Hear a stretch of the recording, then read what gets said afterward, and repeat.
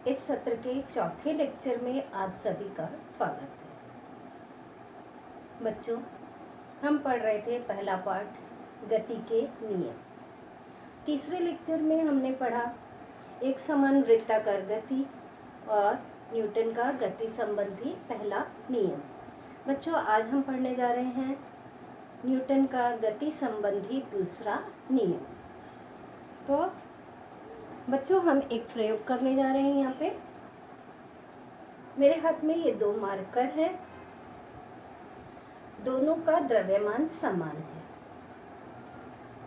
मैं एक बच्चे को बोलती हूँ कैच करने के लिए और मैं बारी बारी से ये मार्कर फेंकूंगी। इस काले वाले मार्कर को मैं धीमी गति से डालूंगी और इसको जोर से फेंकूंगी।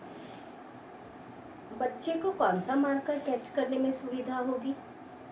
जो धीमी गति से फेंका जा रहा है, और जो तीव्र गति से फेंका जा रहा है उसे कैच करने में उसे थोड़ी कठिनाई होगी। अब बच्चों, एक दूसरा प्रयोग करते हैं। एक हल्की वस्तु और एक भारी वस्तु, इसका द्रव्यमान इसकी अपेक्षा कम है। इन दोनों को भी उसे कैच करने को बोलते हैं। एक ही समान वेग से फेंका जाए तो जिस वेग से इसको फेंकेंगे उसी वेग से इसको फेंकेंगे, तो कौन सी वस्तु कैच करने में उसे सुविधा होगी? हल्की वस्तु। भारी वस्तु कैच करने में उसे कठिनाई होगी। तो यहाँ पर अगर दो पिंडों की टक्कर होती है तो उस टक्कर के कारण अभी ये जैसे फेंका जाएगा, बच्चा हाथ से कैच करेगा तो उसके हाथ में चोट लगेगी ना। भारी वस्तु से ज़्यादा लगेगी, हल्की वस्तु से कम लगेगी। उसी तरह से जिस पिंड का वेग अधिक होगा उससे अधिक चोट लगेगी। तो टक्कर होते समय पिंड पर लगने वाला आघात दो चीज़ों पर निर्भर करता है। एक पिंड का द्रव्यमान और दूसरा पिंड का वेग। द्रव्यमान को हम m अक्षर द्वारा दर्शाते हैं और वेग को v अक्षर द्वारा। तो बच्चों, जब दो पिंडों की टक्कर होती है तो ये टक्कर जो है पिंड के द्रव्यमान और वेग पर निर्भर करता है। द्रव्यमान और वेग को एकत्र करने वाले गुणधर्म को न्यूटन ने संवेग नाम दिया और उन्होंने बताया पिंड के द्रव्यमान और वेग के गुणनफल को संवेग कहते हैं। तो संवेग बराबर क्या? संवेग बराबर द्रव्यमान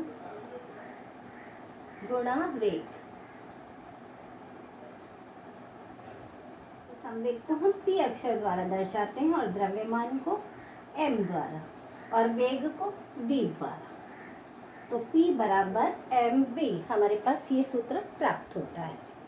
बच्चों, संवेग जो है एक सदिश राशि है और इसका मान SI प्रणाली में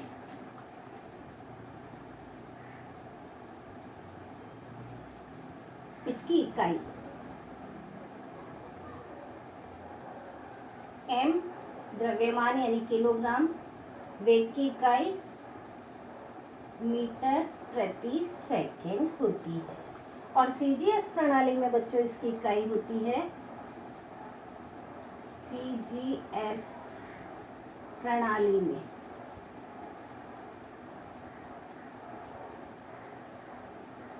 इकाई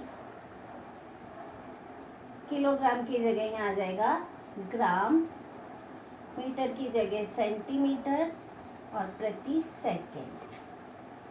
तो SI प्रणाली में इकाई होती है किलोग्राम, मीटर प्रति सेकंड और CGS प्रणाली में इकाई ग्राम, सेंटीमीटर प्रति सेकंड होती है। बच्चों, न्यूटन का दूसरा नियम है संवेग परिवर्तन की दर प्रयुक्त बल के समानुपाती होता है और संवेग में परिवर्तन सदैव बल की दिशा में ही होता है।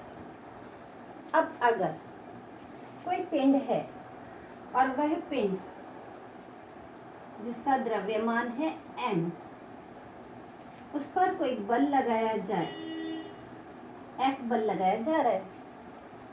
तो पिंड का शुरू में वेग क्या है, u।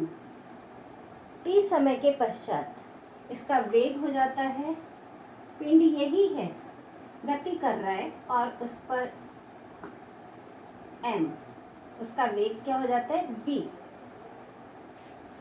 शुरू में वेग को हम क्या कहते हैं बच्चों, प्रारंभिक वेग, और बाद वाले वेग को हम क्या कहते हैं, अंतिम वेग। अभी आपने पढ़ा संवेग, द्रव्यमान और वेग के गुणनफल को हम कहते हैं संवेग। तो यहाँ पे बच्चों इस पिंड का प्रारंभिक संवेग क्या होगा,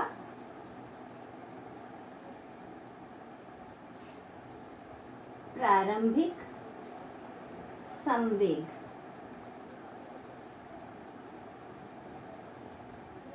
m द्रव्यमान गुणा वेग। इस समय वेग कितना है, u, m u। और बच्चों इसका अंतिम संवेग, अंतिम संवेग होगा द्रव्यमान और वेग m v। तो किसी भी चीज की दर निकालते समय हम उसमें समय से भाग दे देते हैं। तो हमें किसकी दर निकालनी है, संवेग परिवर्तन की दर। तो संवेग परिवर्तन की दर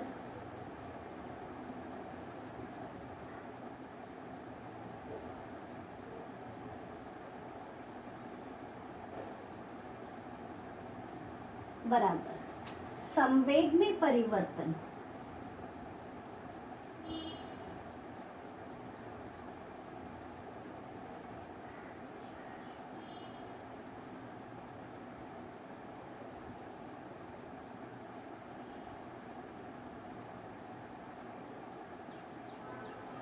बटे समय।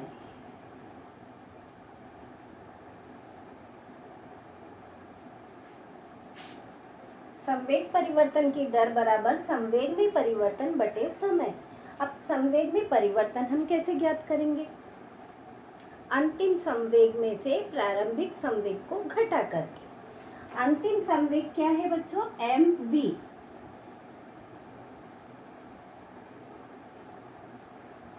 mv ऋण प्रारंभिक संवेग क्या है, mu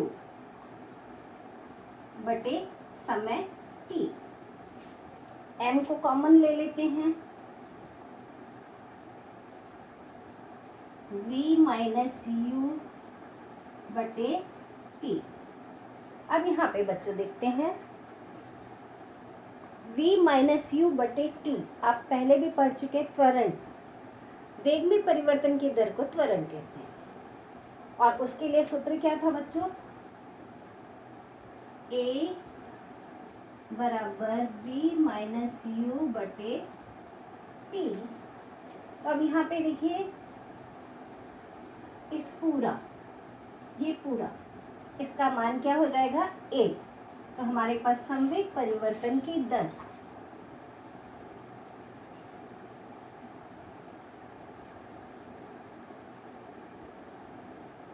संवेग परिवर्तन की दर बराबर क्या आ जाएगा, m, और इस पूरे की जगह हम क्या लिखेंगे, a।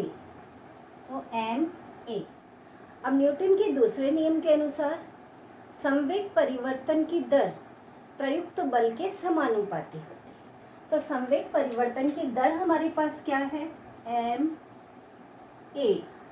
ये किसके समानुपाती है, लगने वाले बल के।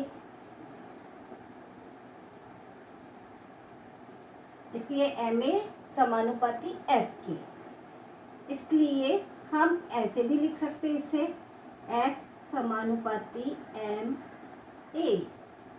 और बच्चों जैसा कि मैंने पहले भी बताया था, अगर समानुपात का चिन्ह हटता है तो उसके स्थान पर बराबर का चिन्ह लगता है और साथ ही साथ एक स्थिरांक लगता है।